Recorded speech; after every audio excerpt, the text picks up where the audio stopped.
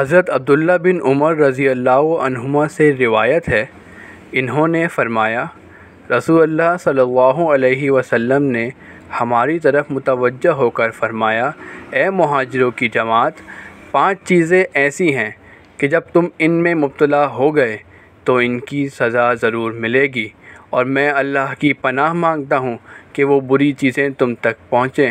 جب بھی کسی قوم میں بے حیائی علانیہ ہونے لگتی ہے تو ان میں طاعون اور ایسی بیماریاں پھیل جاتی ہیں جو ان کے گزرے ہوئے بزرگوں میں نہیں ہوتی۔ جب بھی وہ ناپ تول میں کمی کرتے ہیں، ان کو قحط سالی، روزگار کی تنگی اور بادشاہ کے ظلم کے ذریعے سے سزا دی جاتی ہے۔ جب وہ اپنے مالوں کی زکوٰۃ دینا بند کرتے ہیں تو ان سے آسمان کی بارش روک لی جاتی ہے، اگر جانور نہ ہوں تو انہیں کبھی بارش نہ ملے۔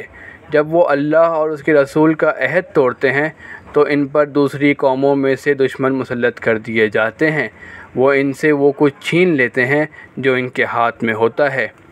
جب بھی ان کے امام اللہ کے قانون کے مطابق فیصلے نہیں کرتے اور جو اللہ نے اتارا ہے اسے اختیار نہیں کرتے تو اللہ تعالیٰ ان میں آپس کی لڑائی ڈال دیتا ہے۔ سنن ابن ماجہ، حدیث نمبر 4019۔